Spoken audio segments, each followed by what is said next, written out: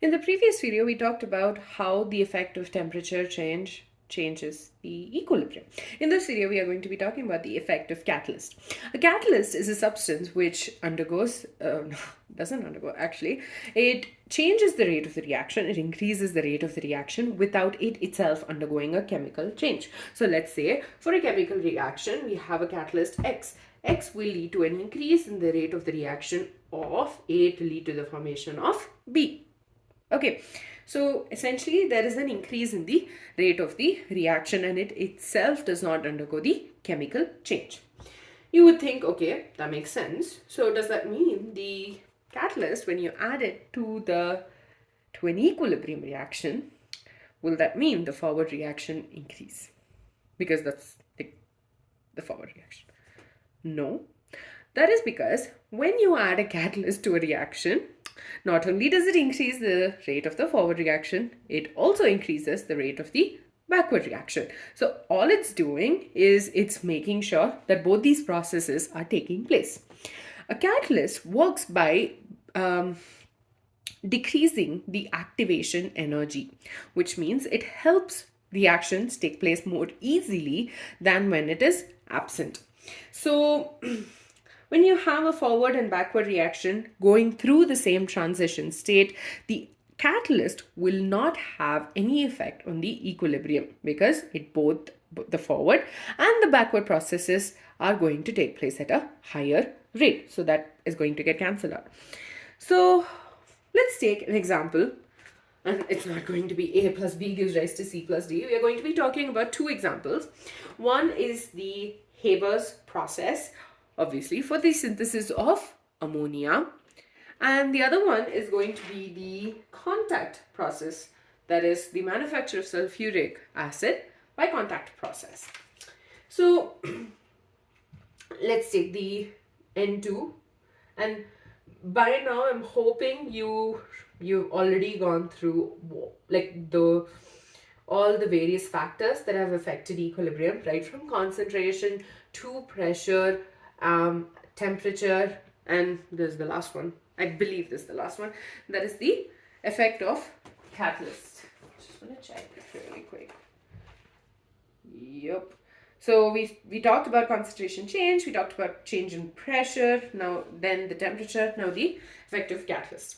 Now, from the previous video, you know that the forward reaction for this process is exothermic, right? So the forward reaction is exothermic and the backward reaction is endothermic. Okay, and we also know based on, again, please do watch the previous video. That gives a clarity as to what I'm talking about right now. So when there is a decrease in temperature, okay, then the forward process takes place, right? So when there is a decrease in temperature, implies forward reaction takes place, right? Okay, now this means that Kc will obviously Kc will increase with decrease in temperature. So the low temperature, however, when we decrease the temperature, the decrease in temperature also causes another issue. It decreases the rate of the reaction. Okay, the decrease in temperature decreases the rate of the reaction, so it will take forever to get to equilibrium. Okay, but there's another thing. So we're like, okay, fine, decreasing the temperature is leading to a decrease in the rate. Let's try and increase it. But when we increase the temperature, we are getting very bad yield, and that's not a good thing. Because, and we know why that's the case, when we increase the temperature, the equilibrium freaks out and it wants to do the endothermic process. So the backward reaction is essentially taking place. This in turn will give us a bad yield.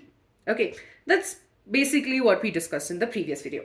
And the video before that, we also talked about um, how the pressure change will affect the rate of the, the equilibrium.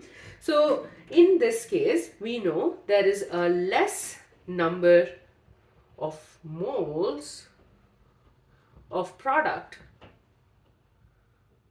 compared to the reactant.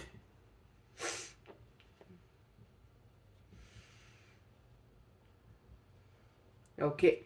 Now, less number of moles of the product compared to the reactant.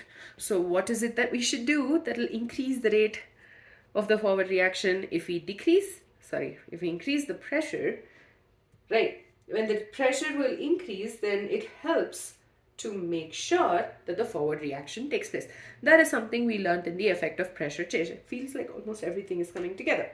So what did Fritz Haber do? He introduced something called a catalyst.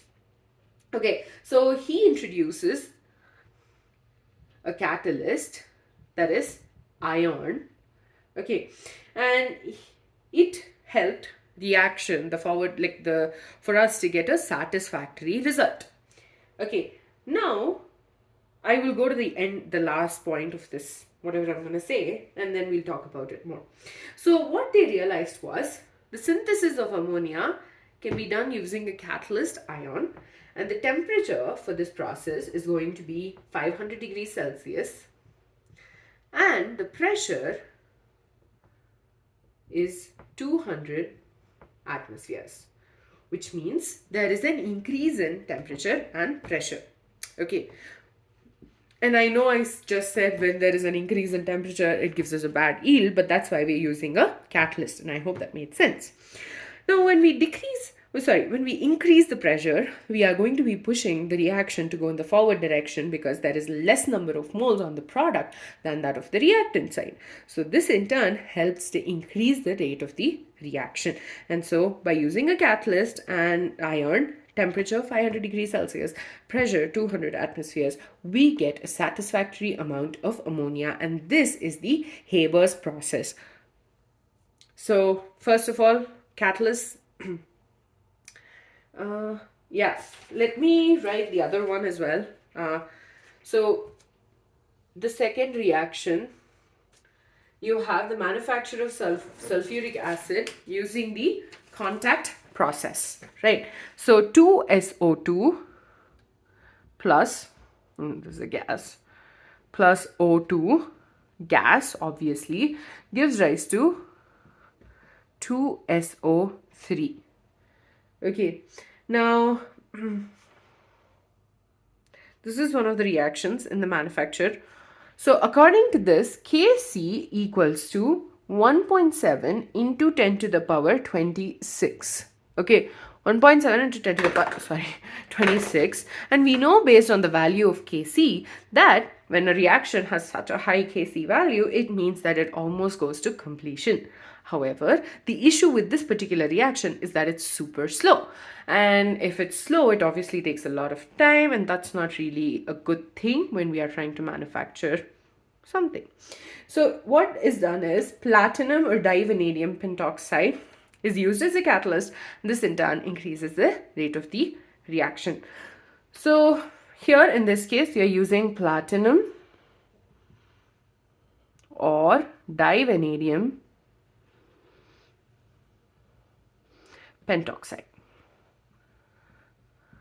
as the catalyst. So catalysts are substances which do not undergo chemical change, but they tend to increase the rate of the reaction. For a normal reaction, we would say it's going to increase the rate of the forward reaction. But since we're talking about equilibrium, it increases the rate of the forward and the backward reaction, provided it goes through the same transition state. So in this case, we had the example of the Haber's process.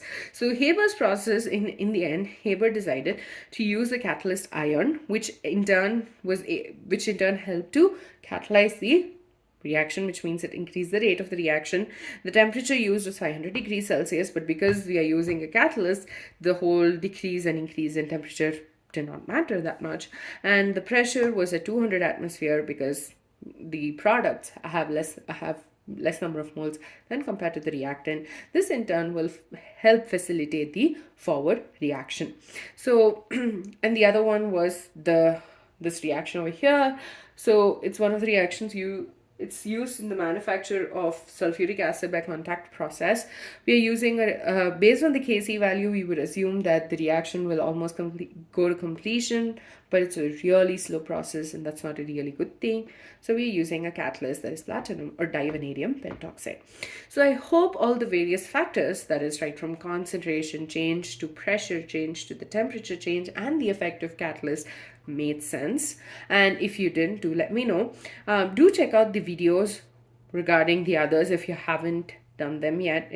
I promise all of this makes more sense once you understand that.